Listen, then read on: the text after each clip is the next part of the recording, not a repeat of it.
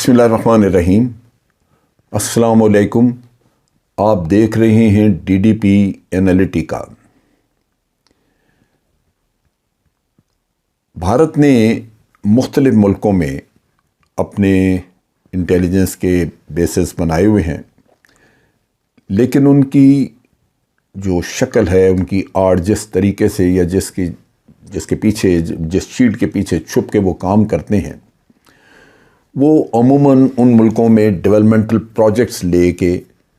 تو اس کے لیے کام کر کے، لیکن اس میں وہ اپنے ریٹائرڈ یا ری امپلائڈ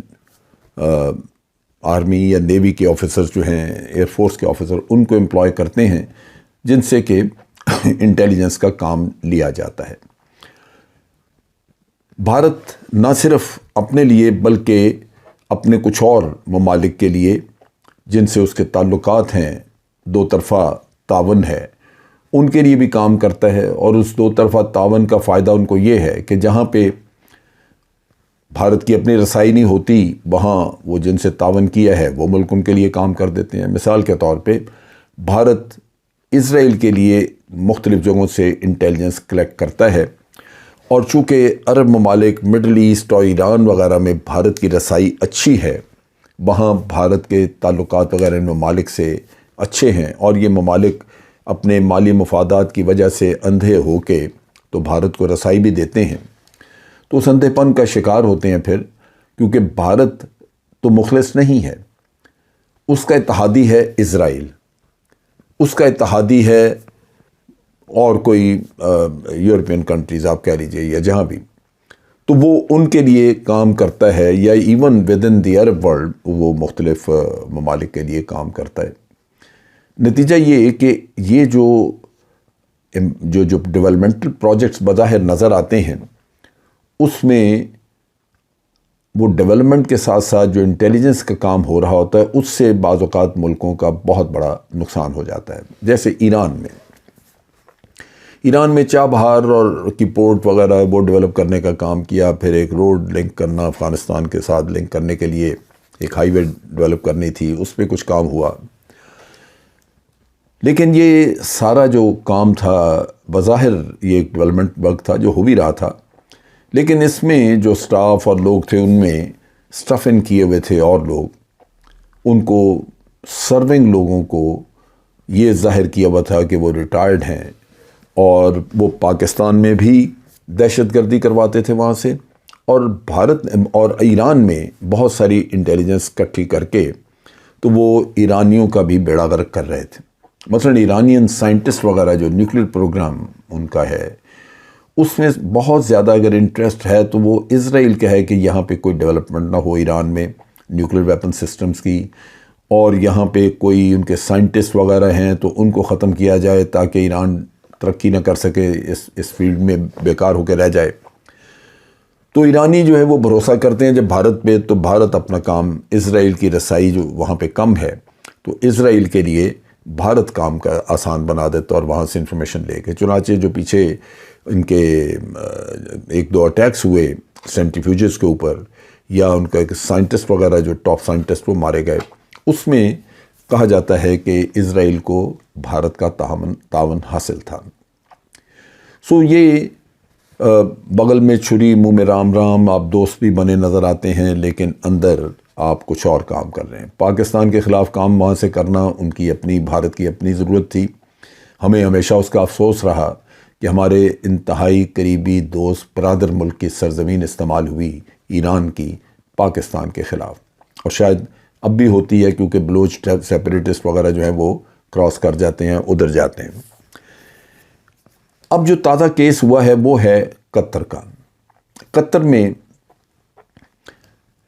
اگست کے مہینے میں قطر کی گورنمنٹ نے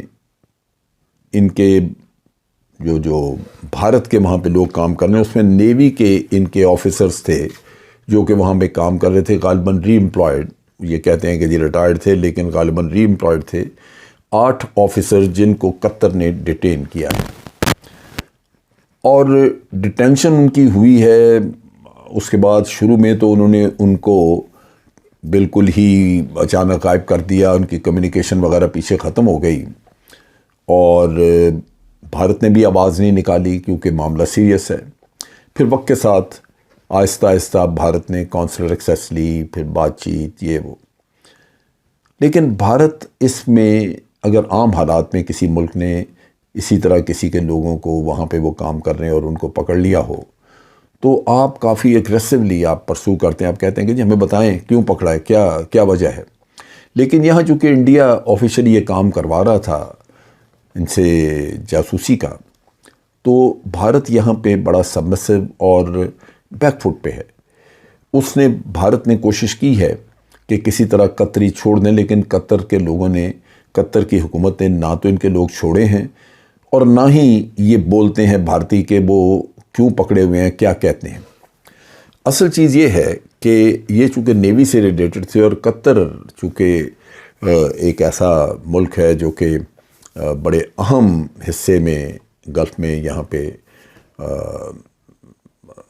وہ اس کی لوکیشن ہے،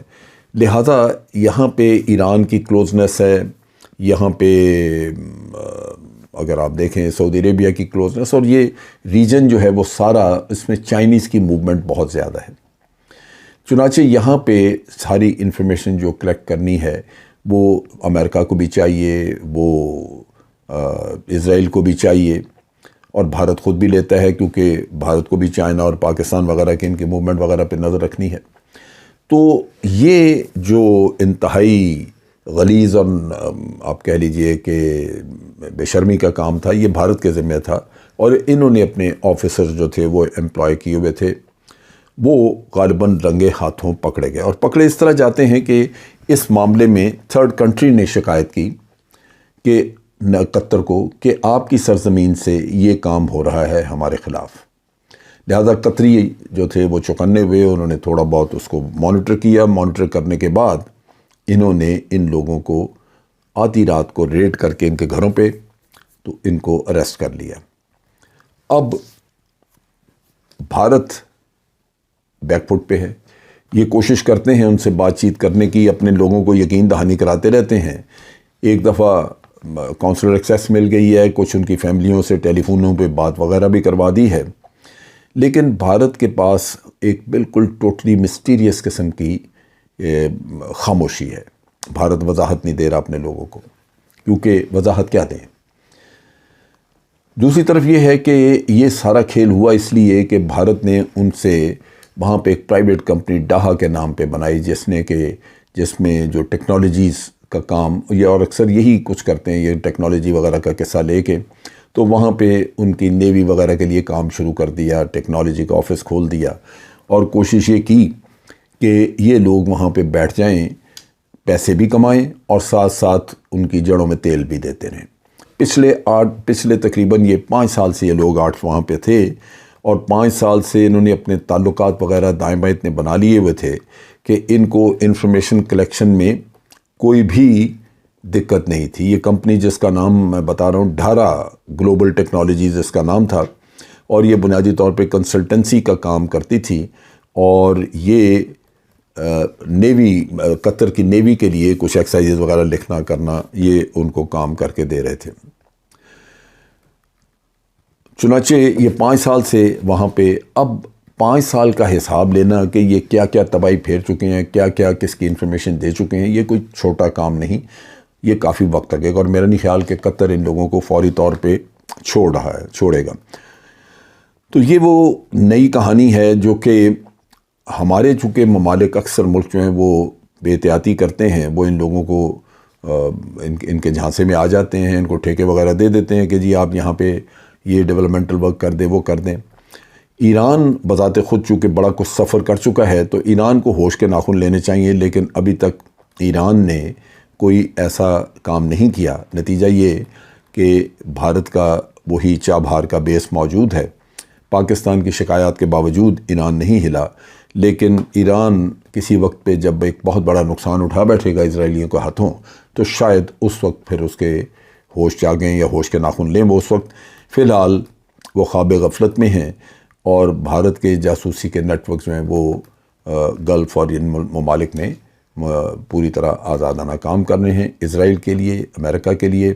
یا کچھ اور ممالک کے لیے بھی. آج کے لیے اتنا ہی. افواج پاکستان زندہ باد، پاکستان پائندہ باد۔